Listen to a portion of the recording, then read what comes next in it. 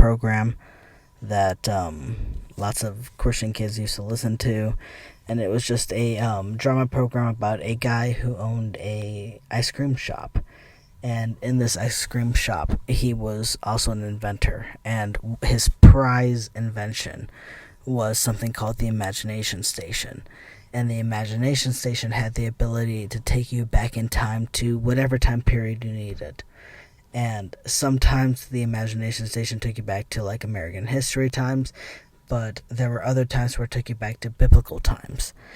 And I remember listening to these audio programs and hearing, from the radio programs, different things of, Adventures in Odyssey, these kids are going back in time and they are going to visit Jesus and Jesus' sacrifice on the cross. Or they are going to visit Moses and understand what it was like to be a slave in Egypt and understand what it was like to witness God's glory as the plagues unfolded and they were able to walk through the Red Sea when it parted. All of these things that I was able to hear from the Adventures in Odyssey series, as well as other examples like Down Gilead Lane, Paws and Tails, things like that. Hey, No Degree, I am so sorry. I did not mean to send you an invitation. We are talking very specifically about deconstruction and indoctrination. I'm going to invite you to come back later on when we're accepting questions, but unfortunately not for now. I want to get through a couple things first, but I think that you would be a good person to talk to once we get to the point of questions. So please stick around. I do appreciate your time. Queen Almighty, hi, welcome. I appreciate your time and being here. Yeah, no problem. I don't have a lot of time because I was not supposed to have my son tonight. And but his dad had something come up, so No, it's okay. I completely understand. We're gonna wait around for a couple people. How much time do you have? Let me ask you real quick. I would say about 45 minutes around. Yeah, okay, that works well for me. Okay. Give me a Let me see. second. Sure.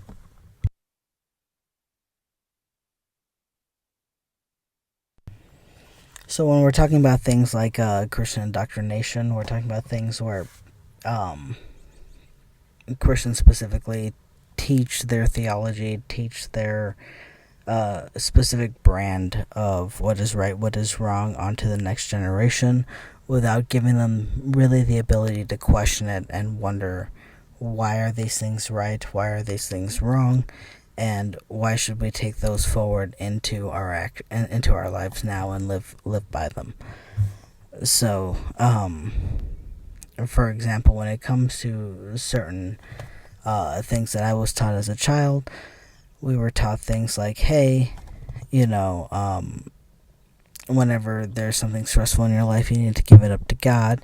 You need to be able to humble yourself before Him. And if you don't get to that point, you need to really just dig down deep. It really put the stressor on you and putting yourself into the position where you're humble enough before this God in order to say, hey, I really am nothing and I need your help in order to get me to the point where I can realize what my potential is and what your purpose is for me.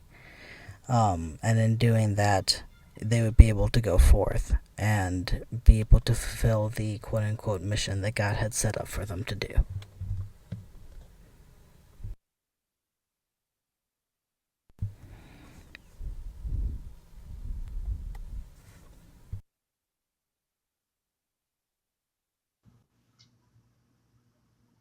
Was Lucas and Lucas was in the group chat, right? Yeah. Lucas was in the group chat. I hope that he can join in. Oh, look, it looks like he can. That's good. Hi, Lucas. Hey, Lucas, how are you? Hey, good. How are you guys? Hi. Hey, Duke, I have a question for you. Are you a Christian? I need to know. This is very specifically for people that have deconstructed from Christianity. So if you're currently a Christian, we'll wait for that at the end. How are you doing, Lucas? How are you, Queen? I'm doing all right. I had work today, so that's it. I'm boring. I'm doing good. My kiddo got me a little sick, so my throat's a little scratchy, but we're hanging in there. I think that's going around. Yeah, there's something. I was on a plane as well, so it might be even that. But and now my cat is yelling at me, so I apologize about that in the background. No problem. Duke said he was in the thread. Okay, I was just wondering if it was the same Duke before I invited, because sometimes people have the same username, um, and I just didn't want to invite someone thinking that they were someone who they weren't. So I just wanted to double check. But No problem. all right, for sure, for sure.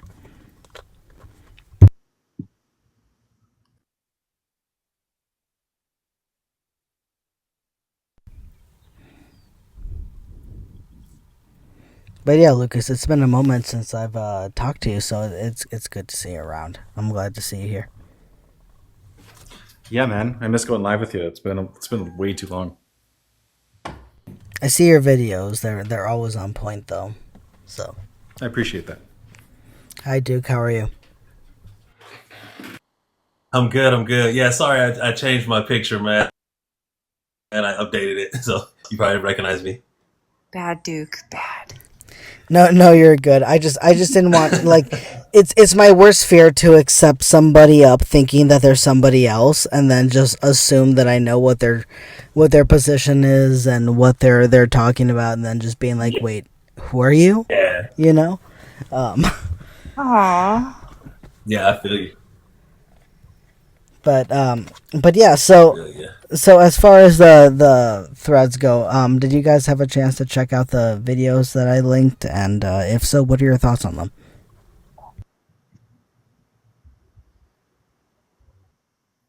I was not able to. I had a pretty rough week. Oh, don't you worry. We can play them. So basically, one of them is called "A Letter from Hell," and this one video is very particular in there are two friends. One of them is a Christian, one of them is not. The non-Christian unalives via car accident in this one. There are some different variations of it, but in this very specific one that I was shown, it was through a car crash. And that non-believer that ended up unaliving through that car crash ended up writing a letter from hell to their Christian friend who was still alive, and basically going like, it's your fault that I'm here. If you had just taught me about Jesus, I may not be here. And so basically putting all the guilt on the Christian individual to they need to share Jesus, they need to share the gospel in order to try to get as many people as safe possible, because they're going to end up in hell, and that's going to be all your fault if they end up there. So Hey, do you Yeah, want? Do you want? I choose the other path up. do you know them? I do. Yeah. Well, they just jumped out of the quest. If, Okay. if they want to, they can, but Yes, I I don't do. know them. But if you know them and they want to, then they can join. yeah. I was gonna say I'd seen the video before. Actually, back when I was still in ministry, we had a conversation around, do we want our youth minister to show this? I was an assistant minister at the time, and the minister really wanted to move forward because we were doing outreach. It was like outreach month, and so that was just the big theme of evangelism. And so whatever the adults were doing, we always try to have the children's church participate in that as well. We landed on not showing it, even though the main pastor was very zealous about doing it, and I think from a good place. But the elders, and then I was just assistant minister.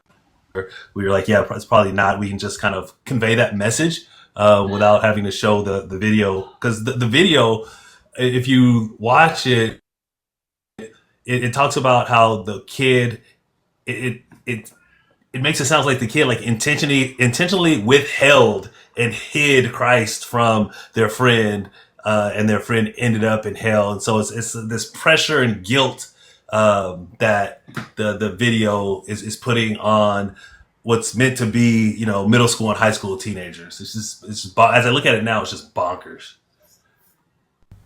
So I think that's a very interesting way to look at it, because I never looked at it as like intentionally keeping Jesus from them. It was just they were too scared or too ashamed to bring it up during certain points, like in front of the team during practice and stuff like that. So they just, didn't feel like this was the time to speak up. And I think that it is a very interesting perspective to look at it as, looking at it as shaming them for that. That it doesn't matter what the setting is. You should always be trying to push it. And I think that that's a really sad message to try to push to, to preteens and teenagers. I think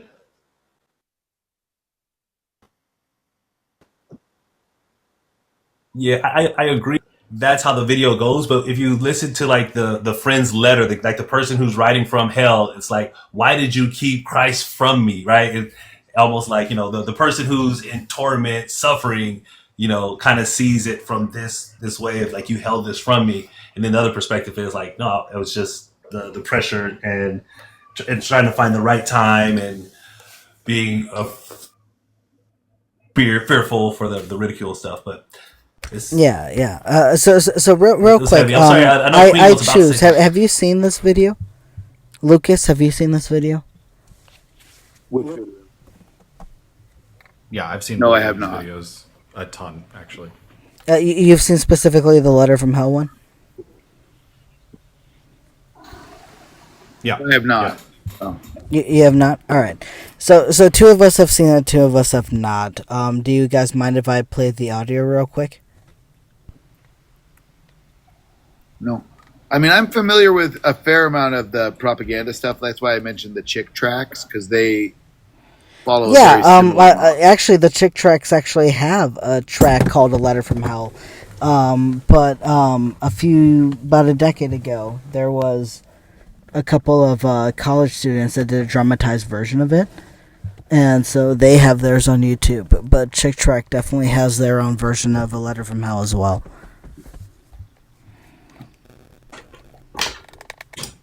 See.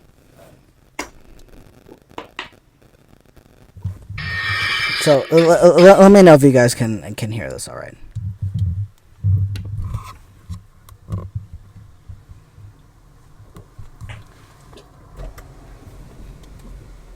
All right. It's loading up right now.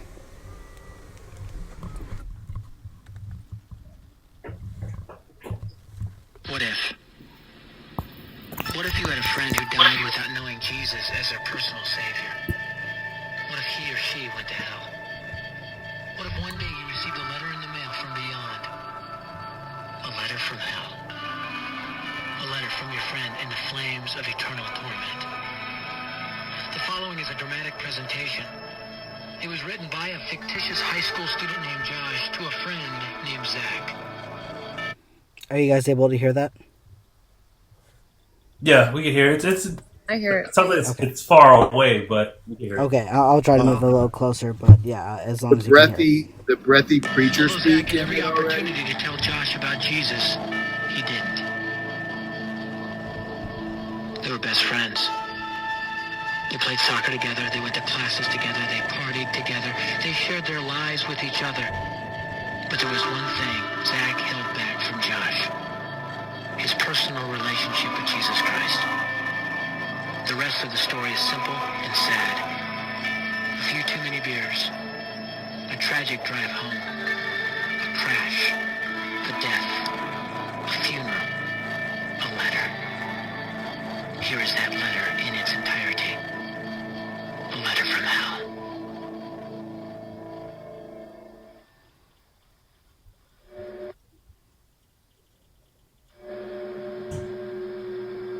Dear Zach,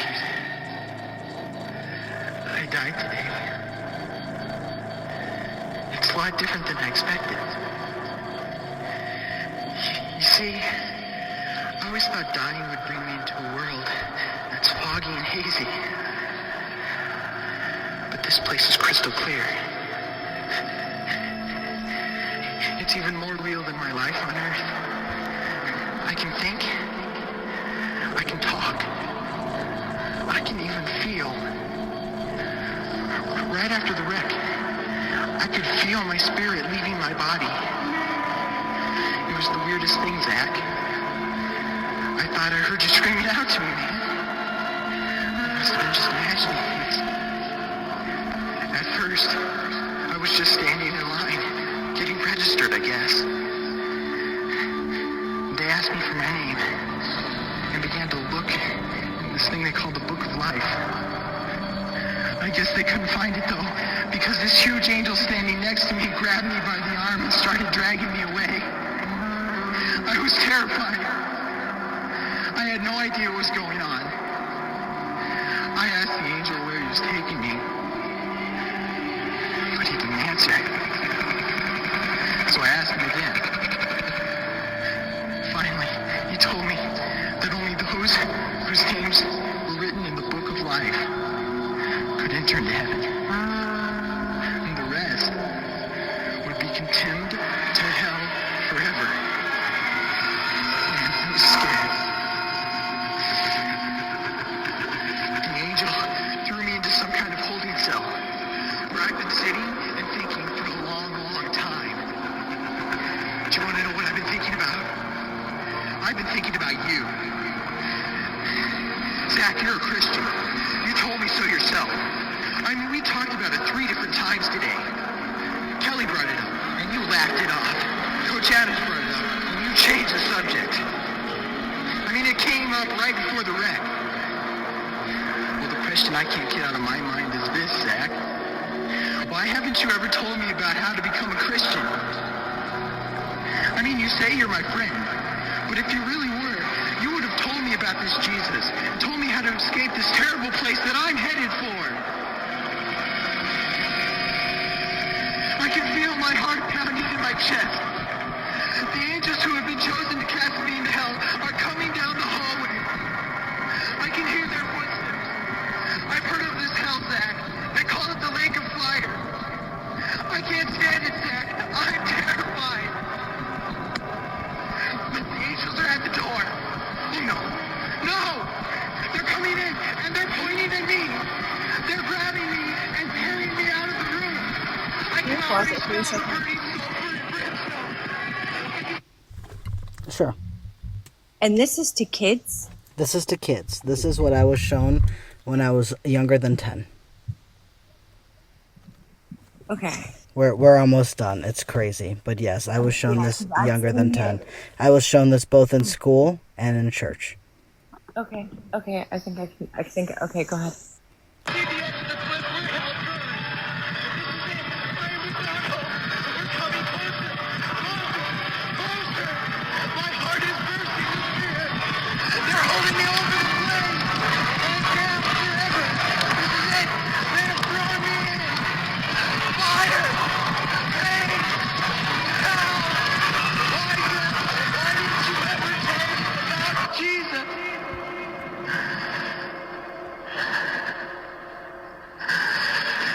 Signed,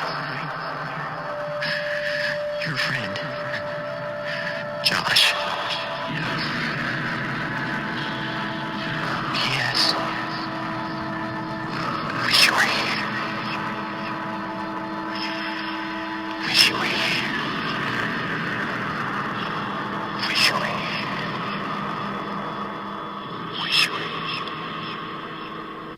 So that's basically it. But yeah, that's what was shown to me when I was a child. And it was a whole huge thing of it showing us of basically how, like, at any moment our lives could end.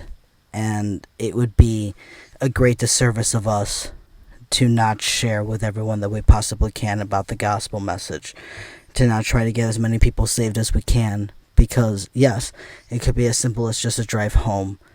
that ends their life, and they are now in hell, and them maybe being there is all your fault. But just even listening to that, even as an adult, it sent chills down my spine. And I can't even imagine how traumatizing a child watching would be. And I can totally see how watching that or even listening to it could instill a very strong fear within a child. Yeah, I mean, it's a classic use of shame in order to make you conform to something using emotional manipulation. I mean, I think somebody had mentioned the breathy speech, the echoing, the reverberation, all of that stuff, the music in the background, all of the scary noises, right? Like all of that stuff. It's all meant to elicit some sort of an emotional response. And this is geared towards children who don't know any better, right? And so then you're it's not just like a guilt feeling, it's this deeper shame where because I remember as a kid I was always told, how much do you have to hate someone not to tell them about Jesus and let them go to hell, right? That was something that I was told all the time, and that's what this video is, right? And so it's not just making you feel like you did something bad, but it's questioning, you're a bad person if you don't do this. Like, you're a horrible human being if you're not going to share Jesus. It gets right down to the identity. Yeah, I mean, that's why I brought up the chick tracks. They apparently are still publishing between 136 and 152 versions of their stories. And it's geared directly for kids.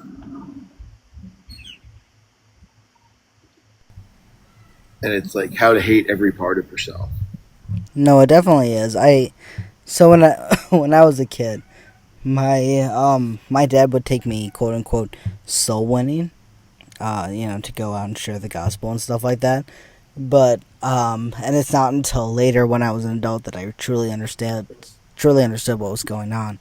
But he would give me these chick tracks, and he would give me tracks like this, and he would tell me very specifically to go and give it to other kids, because it would be weird if an adult man was giving literature to children. But no one's going to care if a child gives a little booklet to another child. Yeah, and it's something that I look back at now, and I think to myself, oh my God, I was used in such a terrible way, and I feel so horrible and guilty for all of those kids that I may have made go home and say to their parents, what the hell is this? That I may have made some kids scared extremely unnecessarily just because of my psycho guardian's religious beliefs. It's really sad. Man, I still find them on playgrounds all the time. Park benches, playgrounds. They're all over the place. Even in less religious places. Yeah, I see them all over work. Yeah, I work in customer service, and I can't tell you how many times we get, things like that given to us as tips, or Oh my God. no, yeah, like those fake $100 bills or Yes. $1 million bills. They're like, oh, this is the way to heaven. It's much better than, tip money or whatever the fuck. No, that's grounds for refusal of service, is all I'm saying. Well, that's the thing. They're too much of cowards to give it before the service is over. They give it at the end. So I'm just saying, I would not let someone order food again if they did that shit.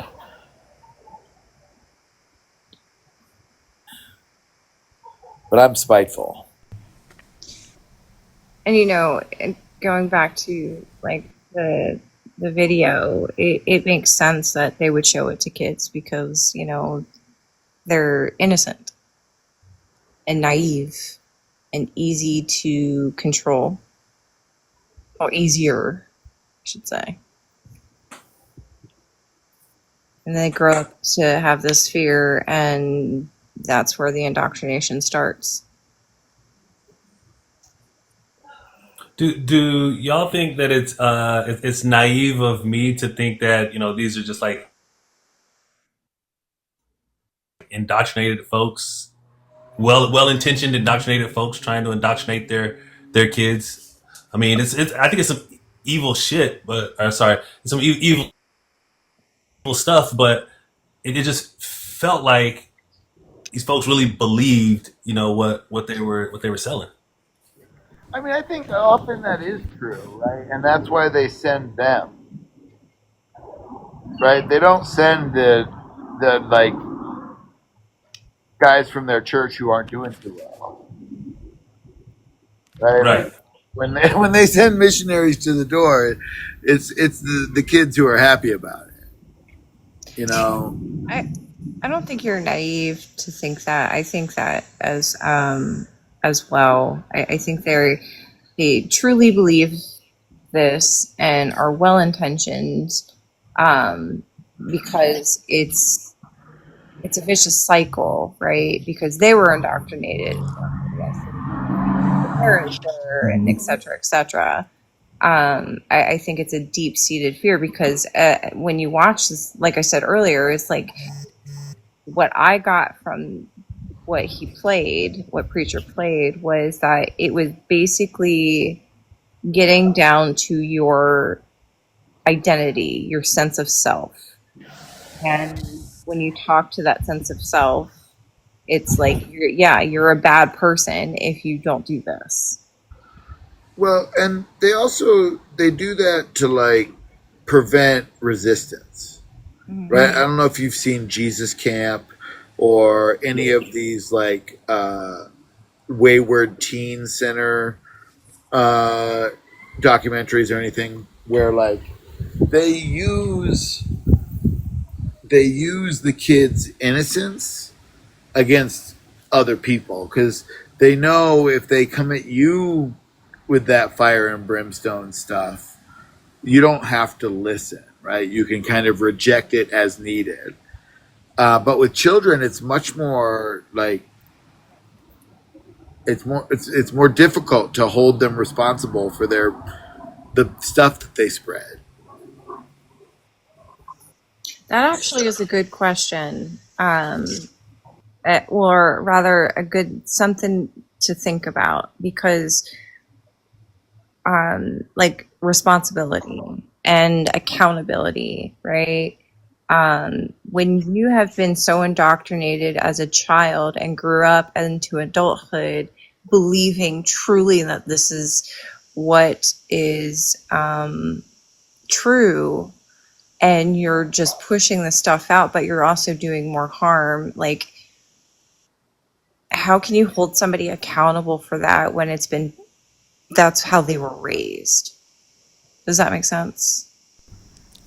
I think so, and I think it brings it back to the whole like quote unquote cycle of abuse. Because yeah, if these people are taught to be indoctrinated, then that's of course what they're going to teach their kids, and the issue is breaking through that to at least one generation and saying no, you can question what you were taught. You can look into what you were told and say, hey, is this true? I think that I can actually take some extra steps to figure out if it is or isn't instead of just accepting it. But the hardest part of that battle, I think, as of right now, is trying to convince people that they can, in fact, take that as an option. Yeah, because like I was just gonna say, is a lot of people are um, so indoctrinated to where their fear of even questioning, like it's almost like if I question this, I'm going to go to hell, whether I believe in Jesus and do good works, or however you think you're going to get into heaven. But like any questioning is going to put you in hell, and that fear really prevents them from going forward. Yeah, I think Do this I think in. Oh, go ahead. Sorry. go ahead, Lucas. Go ahead. I was just going to say we see this in abuse victims as well. As a mental health therapist, when they've been, if you will, indoctrinated or brainwashed into a relationship, when you start questioning things or probing, like they get very defensive, and it's it's like a threat to them as like a person almost. And when you go into religion, right, it's even more difficult because you have this sacred text that backs you up, right? And it's this thing outside of just one person. There's also a whole community backing it up. And so you have all these different things. And when oftentimes when I talk to somebody who's coming out of an indoctrinated space, I will ask them things like, is it possible that you're incorrect or that this belief is incorrect? And if they have some sort of like visceral response, that's their indoctrination coming up and trying to protect them from pushing against those beliefs. It's that cognitive dissonance that comes up. And it's almost like a physical, like you have like this physical feeling that tries to protect you from that. But it's that repeated messages and the loaded language and the isolation and all of the group conformity and all of these things that work together over time to cause that to happen.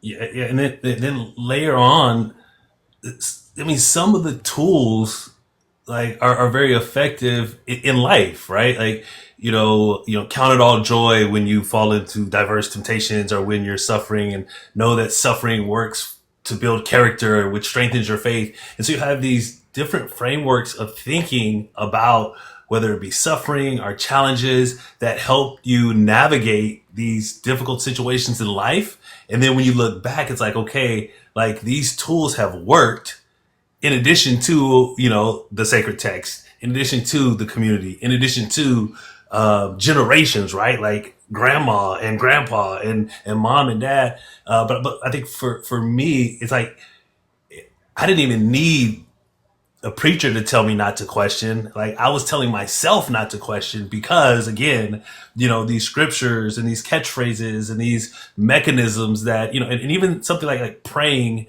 that does provide some levels of comfort, when you're in a tight bond. Like you have these experiential situations that,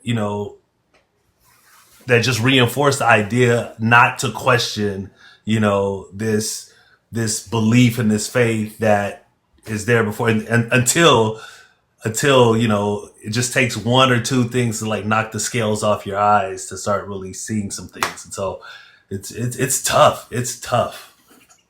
I think also it's tough because it's different people have different almost different triggers on how we can knock some sense into them, or at least like open their eyes to at least take that step towards deconstructing. I think that is like a challenge for anybody who is indoctrinated, is just people are different. All right. Yeah, I think jumping over the hurdle, people are different, is a big thing because people being different results in people having different treatments, as I'm sure Lucas can understand. Based on how people went through different things may depend on how their perspective on that experience may have been. When it comes to like Christian indoctrination specifically, I remember the very first book I read by an atheist was, at least when I first started deconstructing, was The God Delusion by Richard Dawkins. It's the only book I've read by Richard Dawkins. But I remember very specifically, the only one thing I remember from this book was this woman who wrote him a letter, at least according to him, that she wrote him a letter saying that when she was a child, she was very inappropriately abused by a member of the clergy of her Catholic church. And around the same time that abuse started happening, her best friend unalived in a car accident. Her best friend, who was also a child around her age, we're talking younger than 10. And she talked about how she would stay up at night crying and begging God for the soul of her friend being able to be in heaven and being able to know peace, to the point where that overshadowed any type of negative feelings or any type of even recognition that she had about the abuse that she was going through. And and that was the very first time in my life that I realized the dangers of indoctrination, to the point where it got to the, where a child could feel so much stress over the potentiality of someone being in hell, that it overshadows them being able to tell somebody that they're being abused.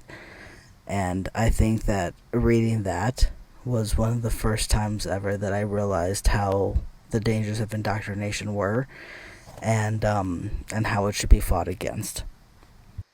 I've worked with so many kids who have what's called hell anxiety, and kids as young as like 5, 6 years old who wake up every night or are afraid to go to sleep because they fear that they're going to wake up in hell.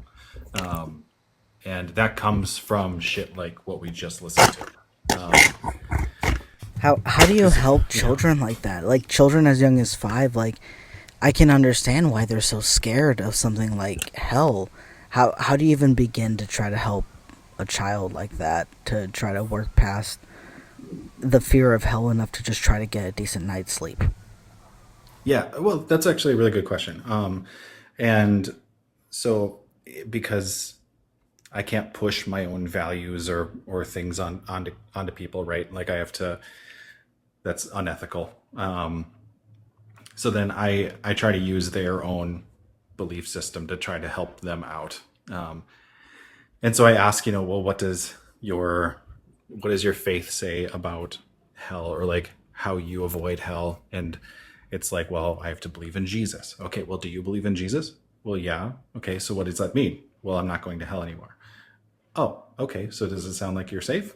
Yes. Okay. Well, so now let's look at some coping skills, some tools to try to get your mind off of that at night, through different grounding techniques or different thought exercises to try to get them to stop thinking about that, and keep them in the moment, which unironically is the same skills I would teach somebody who's having nightmares for like some traumatic incident. It's the same treatment for somebody who's struggling to go to sleep because they're dealing with a bunch of trauma in their past, right? So this is basically the effect. same as like a PTSD type of situation that you're seeing in Absolutely. children. Absolutely. Has the same effect on them. And it's grounded in something to them that's very real. So, yeah, I mean, it terrifies kids.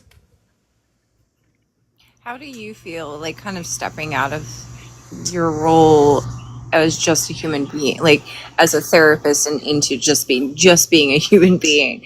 Like, how do you feel after when you have to help children who are going through that? I be real, like I get pretty angry at the church, and the beliefs and all that stuff, the stuff that I used to believe in. And it's just, I can see in real time how toxic it is. And so there are times, like I've worked through a lot of bitterness over that, and a lot of anger that and resentment, because I've worked with, I pick up the pieces of this supposed God, right? That just abandons his people, if you will. And so, yeah, I mean, if you're asking like, how do I cope with that? Like, and stuff, like there's a lot of different things that I try to do to take my mind off of it. But Yeah, that was my second question. I just wanted to know how you felt about it. Because, like, I can relate, like, I can guess or assume, but I'd rather ask the question. yeah, Choose. Do you it's have lot a of question? anger. No, I just had some input.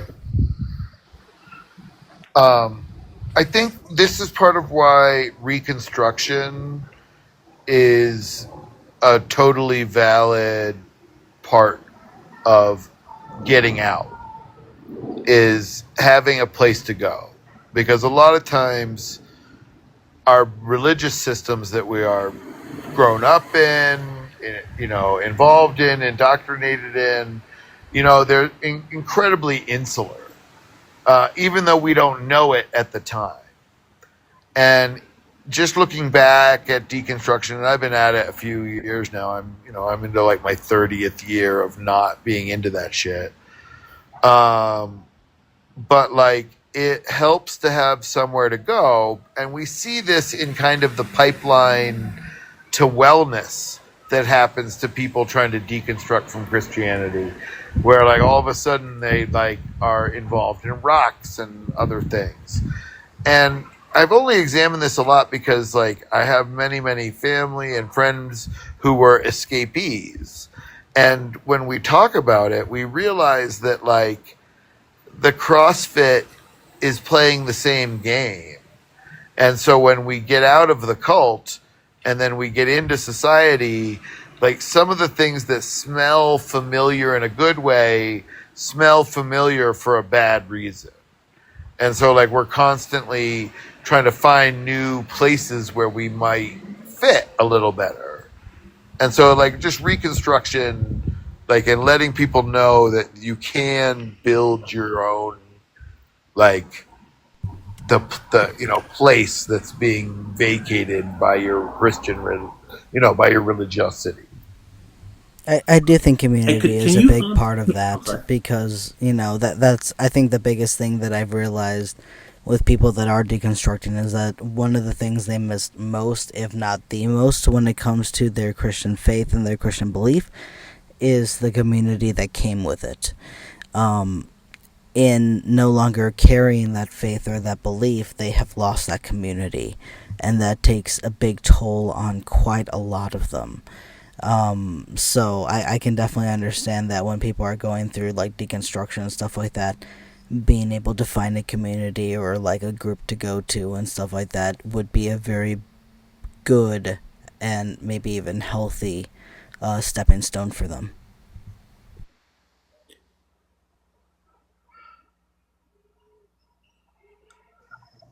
Hey, preacher, I gotta get going. A friend of mine really needs to talk to me. For sure, no problem. Thank you for being here. Yeah, thanks for having me. This was great. Appreciate your contributions. Thank you, dude. So, Nice meeting you. Super nice to meet you. Nice meeting you too. I was really curious or hoping that I choose could kind of unpack that a little bit. Just the idea of how once one is deconstructing or in that process that they are. It sounds like you were saying they were vulnerable to, for lack of a better term, cult type organizations or cult type community. Can you say more about that? Well, just in filling the gap that the bite model left. Like that when you're in these kinds of organizations like this, right? And I'm not saying all religions are Right. like this, but I'm saying that in deconstructing from religion, there is always going to be an element of community that shouldn't be left empty if you're trying to like move forward in a healthy way. Mm-hmm. Right? Like if you're trying to get to like something that, can keep you going, you can't just shed your entire community and pick nothing up. And a lot of times people pick up a bunch of things, right? Paganism is like a really common first deconstruction step, because like a lot, especially with Christianity, like a lot of people with Christianity, they're like, oh shit, this story doesn't make any fucking sense. Right? Like, Right. I'm not saying that's for everybody.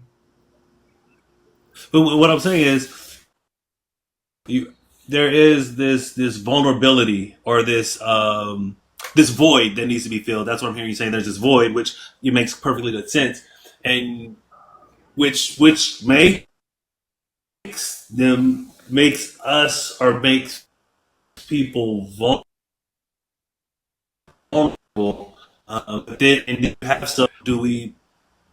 How would one like protect themselves, or how do we help folks protect themselves from like entering into like cult type stuff? Yeah. I mean, I think it takes regular practice. Like, because you have to recognize, for me, like, I don't actually think any religion is totally free from being called a cult, but I think that's a little mean. So Uh like huh. I usually to religions all have elements. Do you know what the bite model is? No. Mm-mm. So behavioral control, information control, thought control, and emotional control. And it's like a structure used in psychology to like identify cult um, behavior and cult activity. And while not all churches are overtly and outright cults, almost none of them escape bite model behavior, where like they are, and it's just as an example, easy think clothing and like doctrinal days and like activities that are sanctioned, Yeah. right? Then think information control is kind of the more important part when it comes to like religious doctrine or like which parts or how particular information is interpreted. Yeah. Don't mess with the astrology, right?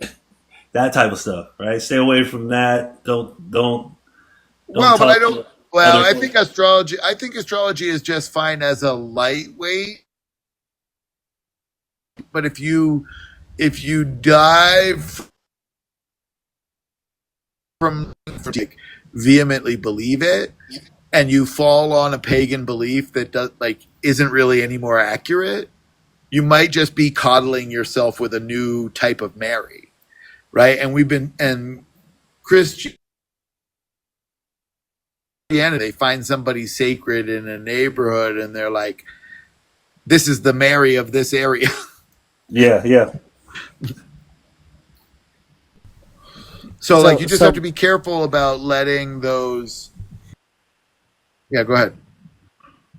what I was gonna say before it gets too late into the night, I do wanted to move on to the second clip that was shared in the thread. I know that choose you were not in the thread originally, but two different videos were shared to show the kind of indoctrination that is shared specifically to the youth of churches, to try to spread, their proselytation towards their friends to try to quote unquote get them while they're young.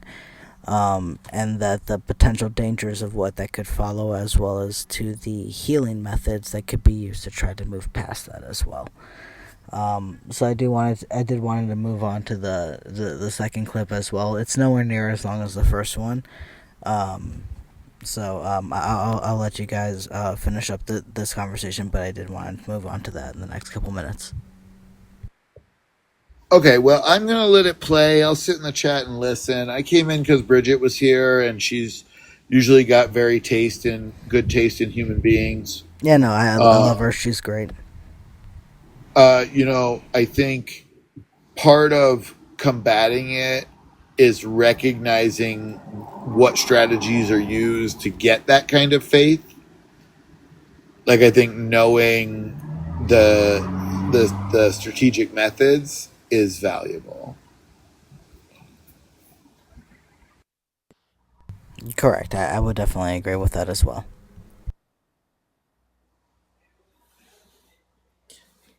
Yeah. I got about 5 more minutes, and then I gotta bounce as well. I might be able to jump in a little bit later. I promised my kid I would do something at 7:30 Pacific time. Well, for sure. Well, then, if you only got a few more minutes left, I guess we can just skip the second video and just go with you, especially Duke and Lucas. You as as an ex-therapist and as an ex-minister and stuff like that. What would you guys think when it comes to the indoctrination being pushed specifically on the youth of the Christian church? Like, do you really think that majority of it is well intentioned but really wrongfully delivered? And if so, what are the best methods that one can use to try to heal past that? I think some of the methods, like the video you played, talks about that the shame and guilt.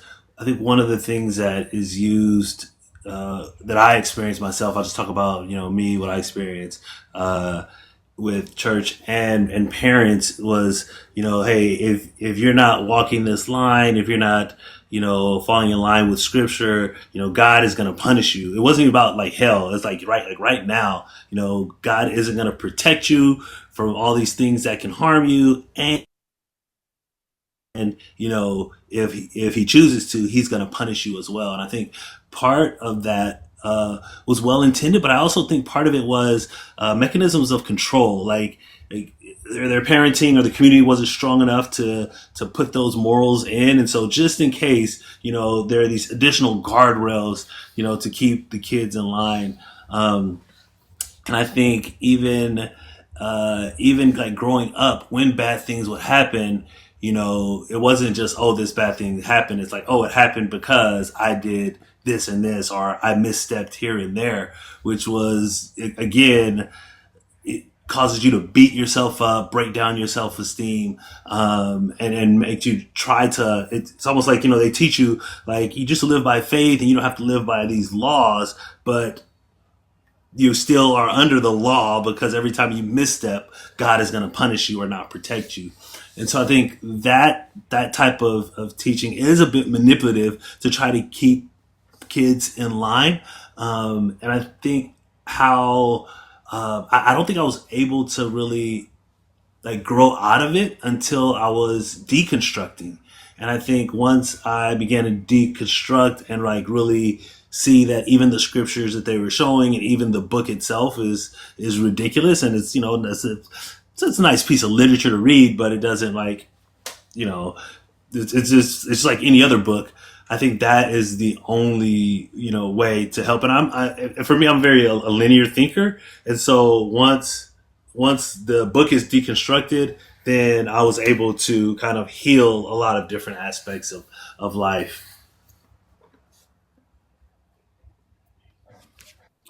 Yeah, I think that I agree with a lot of what Duke said, and I want to add too that I just like with any sort of perpetrator, right? Most of the time, a perpetrator of abuse or indoctrination, they were victims themselves. And in the case of the church, I truly do believe that they are well intentioned. Like they believe that this message is saving a child's soul, right? Like there's no better mission than that, if you will, in their minds. And so I think that they have good intentions. I don't know that they are fully understanding how manipulative and how gross this is because they've also been indoctrinated.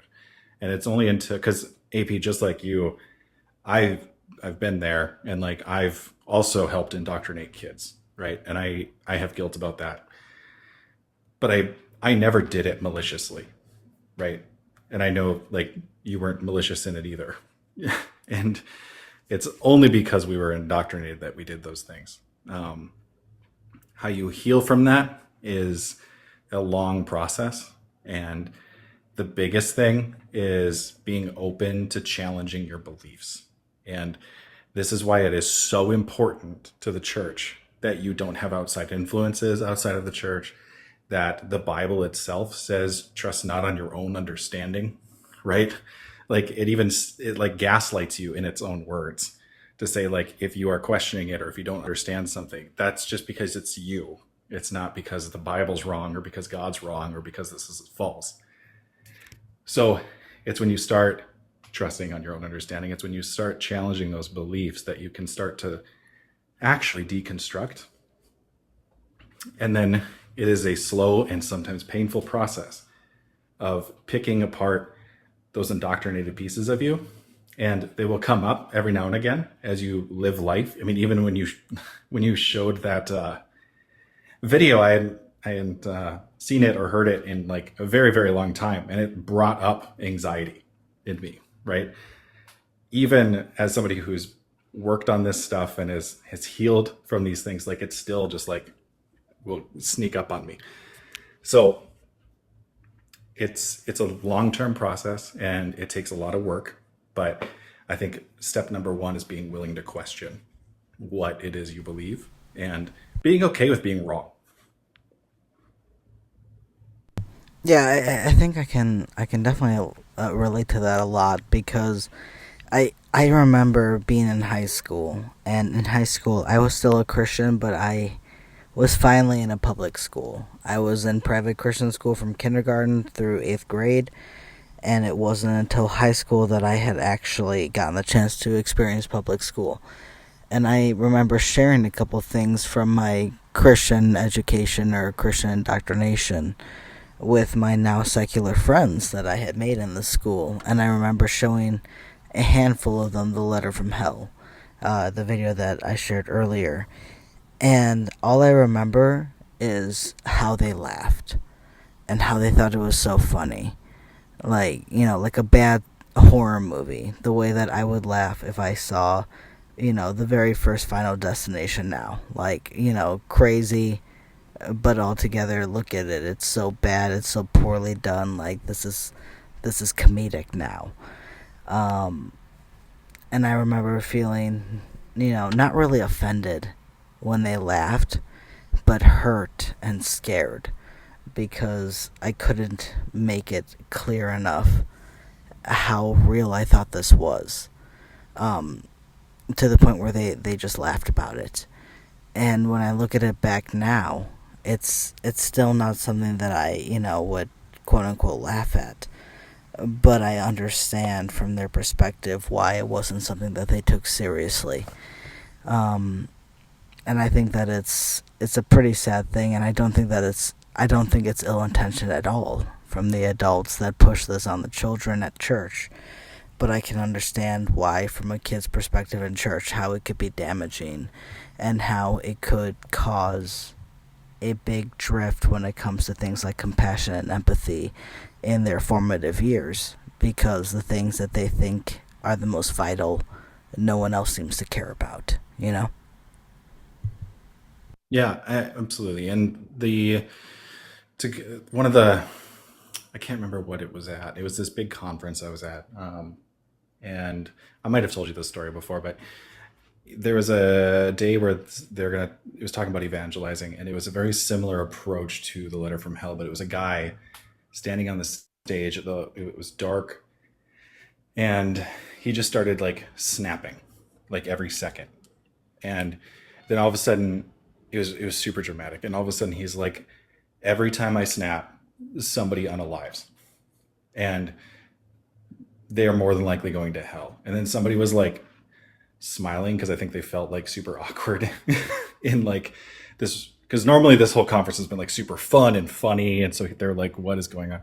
And he like called them out, and it was like thousands of kids, and like yelled at them. It was like, what is so funny about people going to hell? And then it was just crickets, right?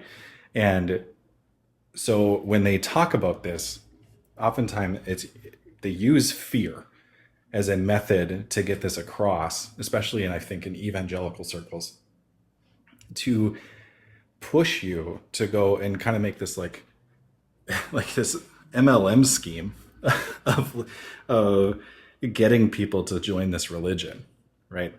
And it's so damaging and scary for kids, and it just causes a lot of anxiety overall, I think. And in some cases, like I talked about before, it can cause trauma symptoms. Yeah, what's the best way you think that is, I'm sure it's different per child and per case, but like do you think that there is like one of, like maybe the best methods that are used to try to at least cope past certain indoctrination methods, or do you think that it's all just completely different per individual? Yeah, I mean, I think it's different for every individual, but I think universally there's a lot of thought challenging, like I had mentioned before, like, is it possible that your view on this or your take on this is incorrect, right? Even just broaching that possibility sometimes is really, really hard for people. And they use shame and guilt, and I don't know if you experience this, but they kind of like, they demonize or make other people who might disagree or have differing views as like influenced by evil or are evil. Like I was taught that like Richard Dawkins was like an evil dude, you know? And so that stuff kind of keeps them away. And so when they start hearing these challenging thoughts, it can be really hard for them to not feel threatened just automatically. It's like this intrinsic, like even if they know that they shouldn't be threatened, they just feel that way because their identity is being threatened. So it really just comes down to a lot of like these thought challenging just challenging those thoughts and getting them to start thinking differently. But how that looks specifically for each individual is very different.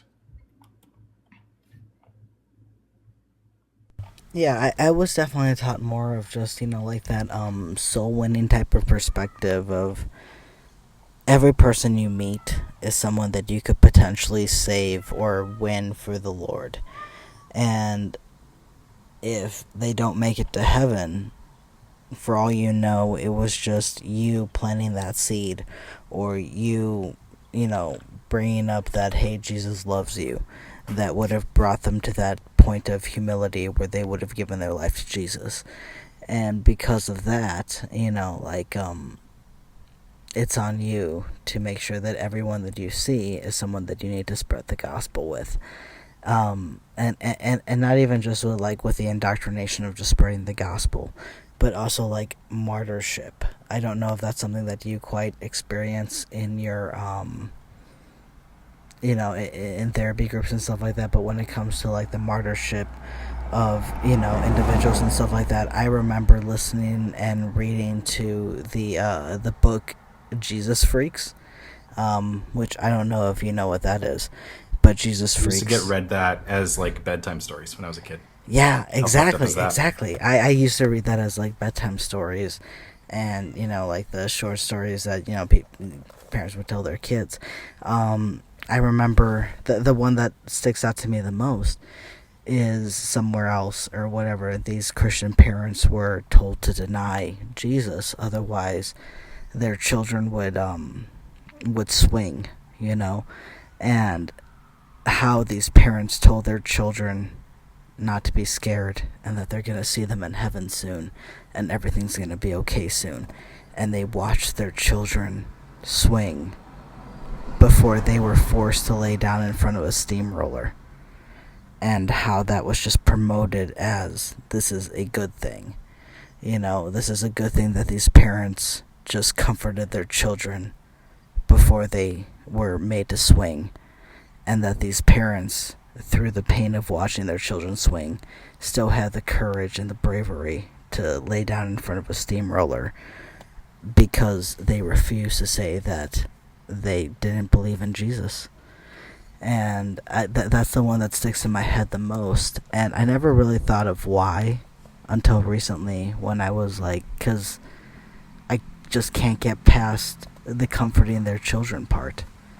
That's something that I don't think I could ever do, because I don't think that if there is a good and just God, that he could punish someone for lying to try to save their child's life. Oh, for sure. And I feel like I remember that story, actually. That's weird, because I don't remember many stories, but that those people were like idolized, right? Like we were taught to. Oh yes. That's the pinnacle. Like it was so far from me that I would like pray for an opportunity to be martyred as a kid. Like it's just gross now that I think about that, like how disordered that is, to like pray or like yearn for the opportunity to be unalived for Jesus. I wanted to show that so badly. It's just so gross.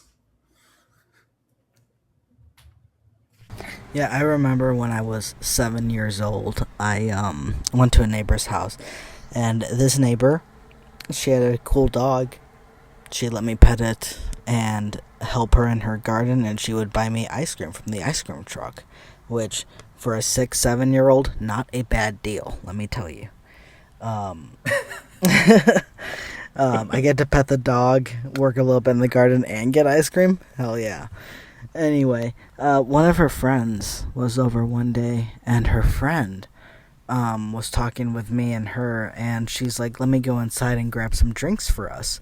So she went inside to get her tea or her lemonade or whatever she was going to go get for us. And it was just me and her adult friend, who was also a female like her, that was outside with me. And I was outside, just putting some of the yard clippings into the bag. And she was like, so I'm told that you're a Christian. And I was like, yes, I am. And she was like, so you believe that Jesus is God? And I was like, yes, I do. And she pulls a sharp object on me, and basically dares me to say it again, and says that if I truly believe that Jesus is God, she's going to unalive me with this sharp object. And I remember, I was literally 7 years old, and I remember in that moment praying to God that he give me the courage to go through what I need to go through. And that hopefully my family would be okay after the fact. And I remember telling her that, yes, I truly believe that Jesus is God. But turns out it's okay. She was a Christian also. And she was just testing me to make sure that my faith was solid. And me, being a Christian child, took that as God was testing my faith. And God was letting me know through this test that he recognizes it, and it would be a sin for me to boast about it. So therefore, I never told anyone. I didn't tell my parents that this adult took a sharp object out on me and threatened my life. I never told my neighbor that her friend did this to me. I didn't tell anyone until I was an adult, and I was under the influence of some stuff, and I told a group of friends when we were just sharing things, and they were very shocked that I had experienced such a thing as a child. And I was like, what are you talking about? It's no big deal. It showed me who I was in Jesus. And they're like, nah, that's messed up, man. And I'm looking back at that now, and I realize how messed up it was, especially the part where going through this quote-unquote test was something that I couldn't tell anyone about, because otherwise it would be boastful. And I couldn't do that, because that's what makes it a sin. Well, first of all, holy shit. Wow. I've heard stories like that from other people before too.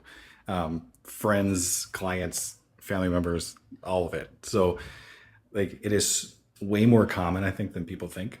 Thankfully, my life has never been threatened by somebody as a test. But yeah, that's crazy, AP.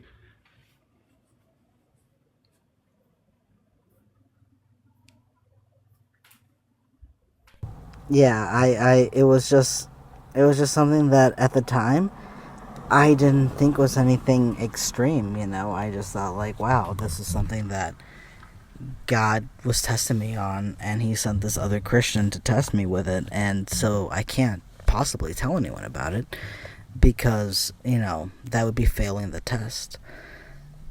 And I wonder... Yeah, and that's biblical. Yeah. I can justify that with the Bible easily. Oh, so, easy. As a little kid, that makes perfect sense. Yeah, easy. And I do wonder now, if I had a relationship with my dad, I would definitely tell him this story, and I would wonder what he would think. I would wonder if he would, because he's crazy Christian, very much believing in visions and prophecies and personal revelations and things like that. And so I wonder what he would think, does he think that me as a child should have kept this to myself because it was a test from God, or should I have told him that some adult threatened me? Because I think that if I was a parent, I would want to know, right? Oh, I would fuck someone up. Yeah. Be like, Not. test from God or not, I would want to know if some other adult threatened my child. Let me show you a test from God here, real quick. Yeah, right. Be like, the test from God is my patience, and it's I'm failing it. Right. And the judgment is my fist. Yeah. Be like, whatever judgment I get from God, it's gonna be nothing compared to what I give you. Oh my god. But yeah, these were all things that I kept to myself because I'm like, well, I don't know, and I remember in high school there was a one teacher who showed the Columbine book to her class, and they all read it for their literature and stuff like that, and they actually got the author of the Columbine book to come out and speak to us, which was pretty cool. I remember, the only thing that I remember from my childhood when it comes to Columbine is that one girl was asked if Jesus was her Lord and Savior. She said yes, and she was unalived for it. That's all I remember. And so I remember that actually got asked to the author when he was there speaking at our school. And he said, oh, yeah, I actually get that question quite a lot. And I can tell you this right now, that never happened. Wow. And I didn't know I that. remember being like, that never happened? What? And so he explained to us that I don't recall, it was Rachel and this other girl, and lots of people give this creditation to Rachel, saying that she was asked, hey, is Jesus your Lord and Savior, and she said yes, and she was unalive for it. It's actually the very first story in the volume 1 of Jesus Freaks, and it's the one besides the steamroller one that I remember the most extremely on. But the story said that she was asked that, and that the gunman didn't even asked her why, but didn't give her a chance to respond. He ended her right then and there. But the author said there is no evidence that actually happened. Her family even says that while they hope that is what happened, they don't know, and they can't say. There is another story of another girl, and I think her name was Courtney, I could be wrong about that was asked also the same question, and she answered yes, she does believe in Jesus. And when asked why, the reasoning she gave was because that's what my parents taught me. And then she was unalived. And I think that that's very telling, that story seemed to be kind of switched, and that one last line very left out, because that's what my parents taught me. And that is because there are no witnesses that was around Rachel that said that that's what she said before she died about being asked about Jesus. But there are witnesses to this other girl who was asked that, and this is what she said.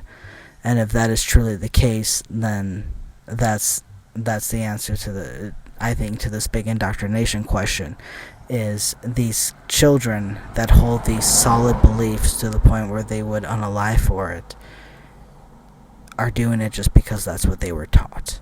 And I think that that's very telling and very sad.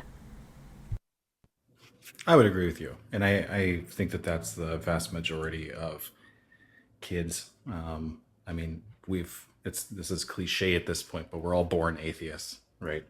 And so you have to be taught a belief. But and oftentimes, I mean, I think this is true as well. Like if you were born in a different area of the world, then that would be your religion, and you'd be 100% sure that was true. So yeah, it's a lot of it is just because you were taught that as a kid. I totally agree with that. Yeah. Did you have a chance to see that Lifehouse skit? I know that you said something about bringing up memories. Have you seen that before? Oh, I've seen that a billion times. What are your thoughts on that? I remember seeing it for the first time in church and thinking it was just amazing. Now clearly I think other things, but what are your thoughts on that? I have a lot of thoughts on that. Oh my gosh. right? So it starts off with Jesus creating, and typically it's a girl, right, as the main character of the skit, Right, right. and it starts off with Jesus like creating her, and like everything's happy go lucky, and he's like showing her the world, and everything's amazing, and Jesus is great, awesome dude, yay. And then some like a boy comes along, right? Yeah, a boy. And And then it's always a boy. always, well, because if we're gonna be, we can't be that sinful. It's got to be a boy. It's got to be. And right, and pulls her away from Jesus, right, and like pushes Jesus away. And this is a tie to like being evenly yoked, right? You need to date Christians. You can't go outside of the religion. Right, right, because he was a distraction from Jesus. He wasn't a good Yep. Christian boy that would be focused on God. He was like, "Hey, just don't listen to him. Don't worry about him. You're with me." You know. Yep. And then the next thing is money comes along, right? And being tempted by money, as if some teenager is going to have access to like a crap ton of money. But they, See, I never thought about that. I always took it as like some kind of a drug type of thing. You know, like she was well, she was the never drug thing's able to next. satisfy the thing that she needed, and she always needed money in order to do it, and she could never meet the price. Is Yeah. how I always took it, because I know that drinking was the next thing, so I figured that it was drugs and then drinking. You know. Yeah, and that's a fair interpretation of it as well. It's not like they're speaking in this, right? Right, right. And the one that I have up right now, of course, has, because what's white Christianity without a little racism, right? It's some like poor black guy in a do rag, like whipping out money and stuff. Yeah, yeah, that's right. And then the drinking comes next, right? What's the next one? I think it's the bulimic girl, like. Oh yeah, talking about like their body, like beauty, right? Being focused on your Yeah. beauty and all that stuff. Yeah, And it then was actually finally the it comes- first time that I had ever thought about that kind of stuff before. Because, like I said, this was shown to us in youth group. Like, I didn't know that people had that issue. I didn't even know that was a thing. I knew it was then, which I think is also part of the problem, is exposing children to certain problems makes them want to look into it more, and they could potentially end up developing it. Yeah. And so then it ends with self-harm and wanting to self-unalive, right? Yeah. And it's like the final, the climax of it, I believe, is like they're holding like a pew-pew to their head, right? And they're about to like pull it, and then Jesus comes in and saves the day. And Yeah. it's, the music comes up, and it's like, you're all I want, you're all I need, you're everything, right? Okay, so like there's so many things about this. So number one, the idea, all of this is shame-based, right? Because if you're struggling with an eating disorder, if you're struggling with mental illness to the point where you're self-harming and you are wanting to unalive, then there's something wrong with you. It's shameful. The only way to fix it is Jesus. So now we're avoiding any mental health help, which is obviously a big problem to me. And the music saying, you are all I want, you're all I need, like Jesus is somehow going to fix all of this, right? And so avoid the world, come in, and just follow Jesus, and everything is going to be okay. That's the promise, right? And typically you're shown this in a really large group. It's very emotional, so there's lots of emotional manipulation.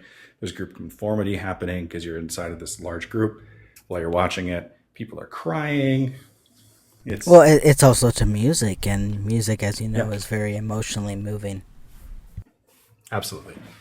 So it's, yeah, there's a ton of things that are just disgusting about this skit, but when I was a kid, I ate this shit up. No, yeah, especially like the symbolism, like at least the ones that I've seen, she's always like in a black shirt or some kind of black outfit, and then at the end when all the sins are attacking her and Jesus saves her, she gets stripped of that black outfit into this beautiful white, shirt or outfit or something, and her and Jesus are reunited and stuff like that. And the symbolism of the purity behind that, I think, is something that is really supposed to be, hammered home to try to, signify how good this is. That this is the desired effect you're supposed to be at. Right. And so then if this is where some of the doubt and the anxiety comes in, right? So like you're supposed to have that, like, I'm wiped clean, I feel really good, right? But then if you have Jesus, but you don't feel like that, or you're still struggling with this, are you really saved? And then Yeah. and then we go back through that cycle of that hell anxiety, right? And then people being really scared all the time that they're going to go to hell because, well, shocking, just simply believing in Jesus doesn't cure you of your mental health issues. It doesn't cure you of your eating disorder or your addiction problems. Weird. So if you're still struggling with these things because you think Jesus is all you want and everything, then are you actually ever saved? Yeah, and I think that that's really like one of the biggest things that it's really meant to drive home is, are you really saved, and are you doing everything you possibly can to make other people saved?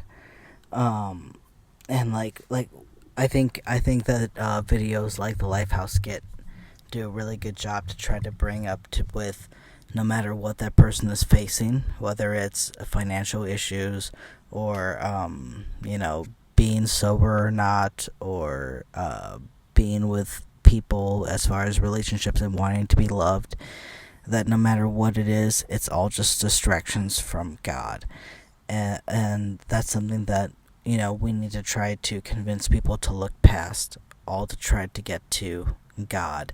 And it brings me back to that whole thing of, like, I hear a lot of Christians say things like, well, if I'm wrong and I die, I've lost nothing. And I don't agree with that. I think that if they're wrong, they've lost everything, because they've denied themselves the opportunity to have close relationships, or to fully think about things all the way to the point where they would have made other decisions, maybe decisions that would have been better for themselves. And I think that when it comes to things like indoctrination, it just does nothing but help people shoot themselves in the foot, Yeah, it's super ironic because Christianity portrays themselves as, or the religion, I'm sorry, portrays themselves as like freeing, right? You're taking the shackles off from sin and all that stuff. But when in reality, you are putting shackles on you.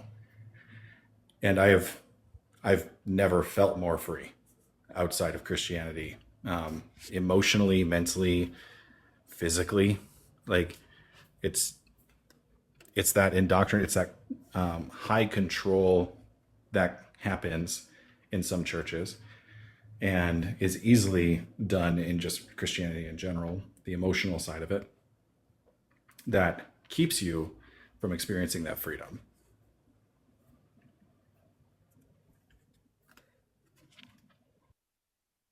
No, I definitely agree with that. Um, I think that when it comes to things like indoctrination, it's definitely something that is well intentioned, but does nothing to, but does nothing more than shackle down somebody to the point of this base theology or base ideology, where they think X is true and that's it. Nothing outside of it could possibly be the truth. So when it comes to, well, what about like Islamic martyrs? It doesn't have the same weight as, the people that laid in front of the steamroller. Um, and why is that? It's because of indoctrination. I think stepping out of that, you can realize that there really isn't much of a difference between the two when it comes to someone who unalived for Islam and someone who unalived for Christianity. Um, But when it comes to, the one that you're actually indoctrinated into, you can really feel that crushing weight of it. And I think that putting that crushing weight on it, putting that crushing weight on an individual is really telling, because I think that really carries on to them for the rest of their life, and can really kind of affect not just how they think about things and their skepticism about certain things, but even their relationships when it comes to people. Because I think in the back of their mind, a lot of people are always thinking of, like, especially like that one phrase of, if you truly love someone, you will share this with them, you will share this gospel message with them, just in case. And especially taken from like a perspective like me, who is an agnostic atheist. I don't know, but I don't believe. I'm fairly confident I can say the biblical God doesn't exist, but I can't say for sure it doesn't. And if that's the case, I still don't think it would be moral to follow him. But I think that that fear could still be validated in that very rare strain of, if we don't surrender, we're going to be fucked. So the whole question of, do you really love someone, you should at least tell them, is supposed to be it is very strategically planned so that it cements itself into people's heads. Yeah, I mean that's exactly what the letter to hell is all about, right? And like I had said before, similarly to if you truly love someone, you will share the gospel with them. I was always told the opposite. Like, how much do you have to hate someone to not share the gospel with them and let them go to hell? So, Right, yeah, because hell's supposed to be like the worst of the worst things that you can imagine. I'm sure you've read plenty of books and stuff like that of people who, have said that they visited hell in some way or form. I'm sure, right? oh yeah, hell, heaven, all that. Yeah, I remember reading a book, 28 Minutes in Hell, and stuff like that. But I remember I was 4. I was 4 years old when my dad showed me what I call the hell tapes. I don't know what they are. I don't know whose story they are or anything about it. I'm sure if I really decided to spend some time on Google, I could figure it out. But regardless, it's about this woman who she claims Jesus would visit her like once a month or so and take her soul to hell, and kind of give her a tour of what hell was like so that she could come back and warn people about it. And she went through, what her experience was and what she saw when she was there. And how she experienced how people were so scared and people were so hopeless, and stuff like that. And they were just in the state of, torment for eternity. And I remember when I was a kid thinking it was the coolest thing I ever heard. I was, and I still am a big fan of fantasy and sci-fi and things of that nature. And if I look back on it in that lens, I still think it's pretty cool. But from the mindset of this was being taught to me as this was what was true, I think that it's a horrific thing to teach to a child, that, this is where you might be one day. This is where your parents might be one day, where your children might be one day, your friends, the rest of your family. They might be in this place where they are screaming and crying every second of every day forever. And the only thing that might be able to save them is you constantly pushing the love of Jesus onto them until they finally accept it. Yeah, I relate so much with that, all of that, and it's. I had a thought, and now it just disappeared. I hate when this happens. But it's 10 o'clock my time, and my ADHD meds are gone. So there's that.